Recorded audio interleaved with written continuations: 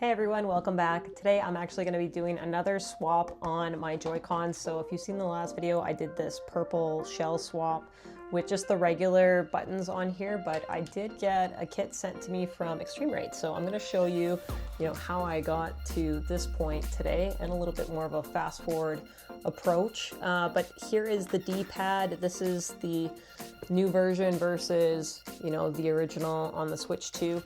And I did end up keeping the rails on here, and I'll show you why. You'll see it about the halfway point of the video, but it's very wobbly when you're holding your Switch when you're using the actual clear one. So I did swap back to that, and I do have gold buttons from eXtremeRate that they sent me as well. So I'll show you that first run with this D-pad side, and then you'll see that I've kind of decided to swap it back to this style because I think that this one looks cooler. I'll also show you kind of what these buttons look like with the black faceplate, so you have an idea of what kind of style you want to go for and some options for that. So I'll leave a link in the description. Thanks eXtremeRate for sending this over to me, and let's get into it. Now inside the package for the D-pad Mod 1, you do get clear buttons, and you get a bunch of screws and all kinds of things in here to help make it a little bit easier. If you've lost any parts, you can find them all in here. There's also the colored buttons that come with it too if you want that Famicom look.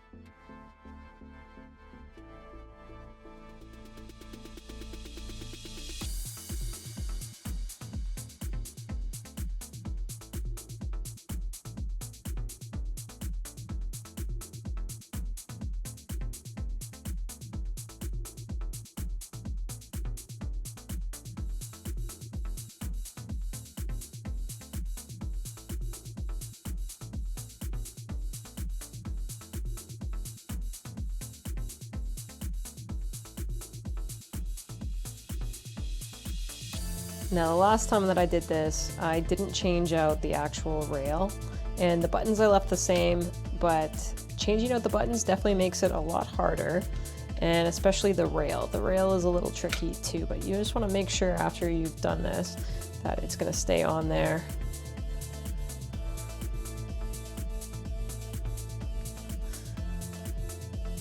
I do feel like it's a lot tougher with the original rail. I'd recommend keeping the original rail if you can in these mods. I feel like that's a better connection overall. So if you are doing this, I'd recommend doing it that way. Now I'm not a big fan of the gold, so I've gone back in, and because this was so loose, I've swapped it back, you know, from the clear one to the original. So I just don't, again, love how loose it is. So I would recommend keeping it this way if you can. And what I did is I swapped to this like bluish purple button spread instead. I feel like it looks better with this clear cover. And so I've swapped everything back over, and you can get an idea of what that looks like here.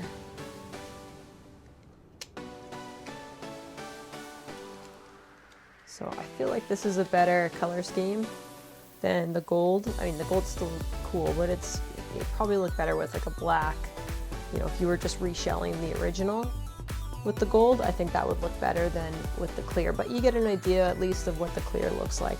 Now the other option is there's this clear side here, or you can also pick up the sides that are like this just to make it a little bit more flashy around the whole edge. So I don't know which one I'm gonna pick. We'll see here, I'll decide. I think I'm gonna go with the full wrap here.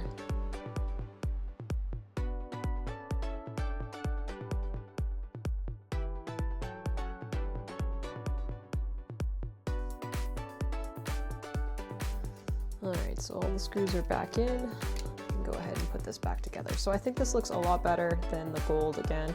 And like I said, I would recommend keeping it like this. So I'm gonna go ahead and do the other side, and I'll leave a link to a video that has, you know, the purple ones that I did. If you don't want to swap out the buttons, then you get an idea of how to do that instead. But it is nice having the D-pad. That's a big plus over this. So I'll fast forward and show you what it looks like complete here.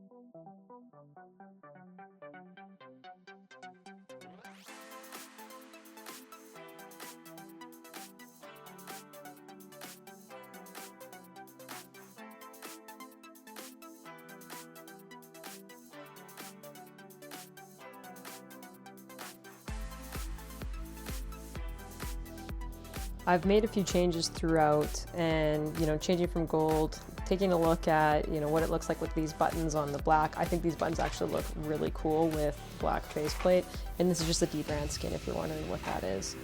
But it looks pretty cool altogether with the clear. Again, the black looks pretty sweet too. This has the bars on the side instead of the clear, and you just want to make sure, again, when you connect it back in, that it looks good and it shows up correctly. But it makes the switch look pretty sweet. A custom unit. These are the other ones that I did in the video linked in the description.